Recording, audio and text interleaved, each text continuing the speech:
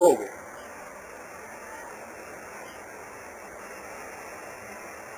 میں اس لیے بھی ان بھولے ہوئے افسانوں کی یاد تازہ کراتا ہوں کہ ہماری موجودہ نوجوان نسل کو یہ معلوم ہی نہیں ہے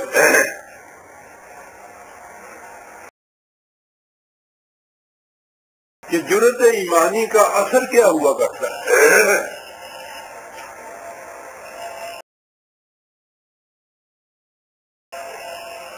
یہ تمام مظالم رک گئے اس ایک فرد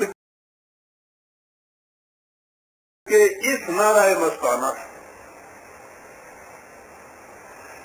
اب آگے بڑھی.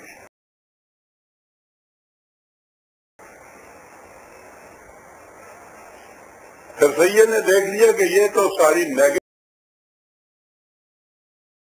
اپروچ ہے، منفیانہ تحقیق کا اثر ہے. اس سے یہ مظالم تو روک دی ہے میں نے. یہ قوم زندہ کس طرح سے رہ سکتی ہے؟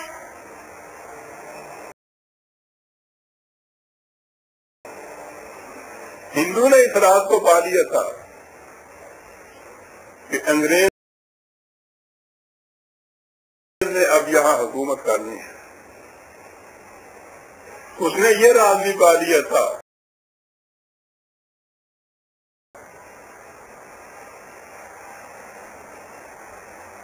کہ دنیا بہت پھیلی ہوئی ہے، اس کے ساتھ روابط کا رکھنا بھی ضروری ہے.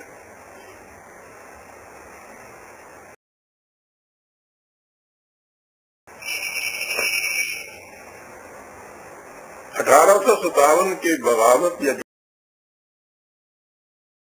جنگ آزادی کے فوراً بعد کلکتہ، بمبئی اور مدراس میں جدید علوم کی یونیورسٹیاں قائم کر دی تھی انگریز نے، اور ہندوؤں نے ان کے اندر جو داخلہ دینا شروع کر دیا تھا.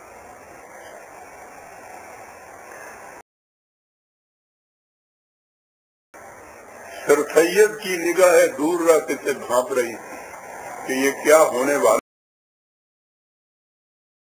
ہے. اسے معلوم تھا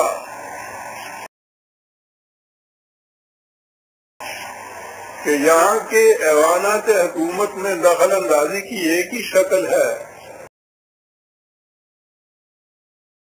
کہ یہ زبان سیکھی جائے اور ان علوم پہ دستخط حاصل کی جائے. ہندو پہل کر گیا اس کے اندر اس زمانے میں، اور یہی نہیں کہ مسلمان نے خود ان کے اندر داخلہ نہ لینا چاہا. مسلمانوں کے علماء کرام نے فتویٰ صادر کر دیا کہ انگریزی پڑھنا حرام ہے.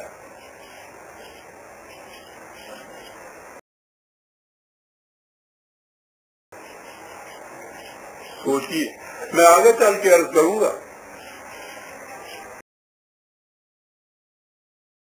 کہ یہ کوئی انفرادی بات نہیں تھی، یہ ایک تاریخ تھی جس کا خمیازہ ہمیں آگے بھگتنا پڑ رہا ہے. آگے چل کے عرض کروں گا. لیکن وہاں آپ یہ دیکھیے کہ یونیورسٹیاں کھل رہی ہیں، ہندو دھڑا دھڑ اس میں داخل ہو رہا ہے. مسلمانوں کے علماء کرام فتویٰ دے رہے ہیں کہ انگریزی پڑھنا حرام ہے.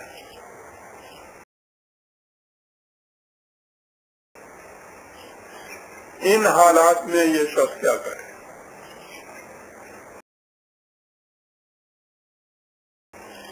یہ غازی پور میں تعینات تھے، کچہری میں کمشنر کے ہاں.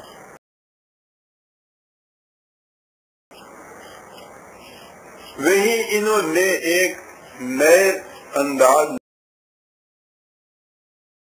نئے طریق کا چھوٹا سا مدرسہ قائم کیا.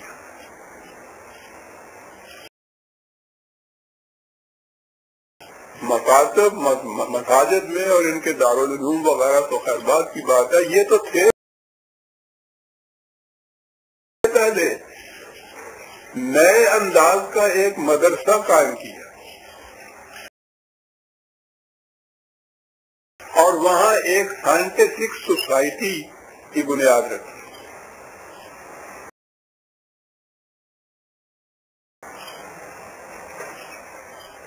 اس کا فریضہ یہ کام کیا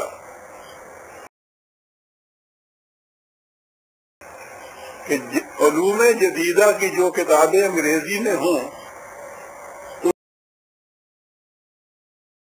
ان کا ترجمہ کم از کم اردو میں کر دیا جائے۔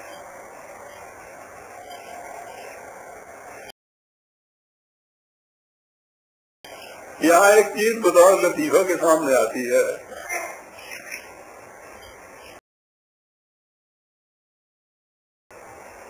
لاز آف نیچر یا نیچر کے مسخر کرنا، نیچر کے قوانین، یہ نیچر کا لفظ آپ تو یوں آج عام ہے، اس کا ترجمہ اردو میں فطرت کیا جاتا تھا، لیکن اس زمانے میں فطرت کا لفظ ان معنی میں استعمال نہیں ہوتا، بات سمجھ میں نہیں آ سکتی تھی، تو سر سید نے اس کے لیے نیچر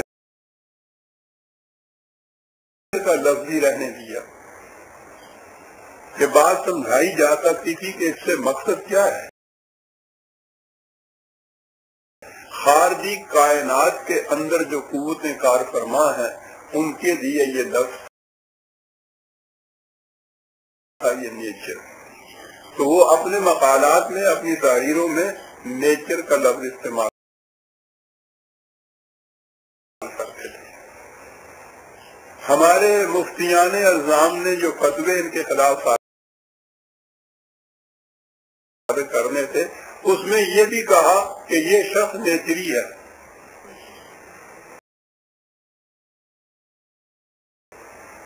اور اس کے بعد نیچری ایک فرقے کا نام ہو گیا۔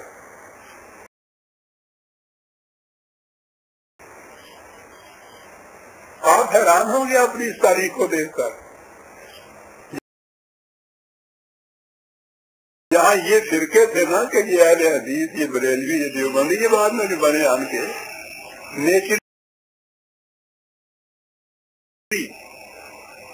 نیچری ہونے کے لیے کون سے ثبوت کی ضرورت تھی؟ جس نے ذرا کوئی عقل کی بات کی انہوں نے کہا نیچری ہے۔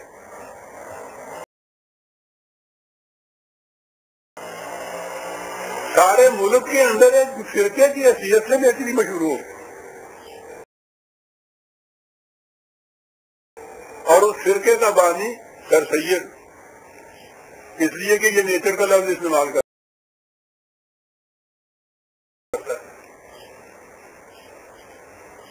کتنا سخت جان تھا یہ شخص۔ اس سوسائٹی کو جب یہ غازی پور سے تبدیل ہو کے علی گڑھ آ گئے تو وہاں انہوں نے وہ جو سائنٹیفک سوسائٹی تھی اس کو بھی آگے بڑھایا، اس مدرسے کو بھی اور محکم بنیادوں کے اوپر استوار کیا، لیکن اتنے سے کام نہیں چل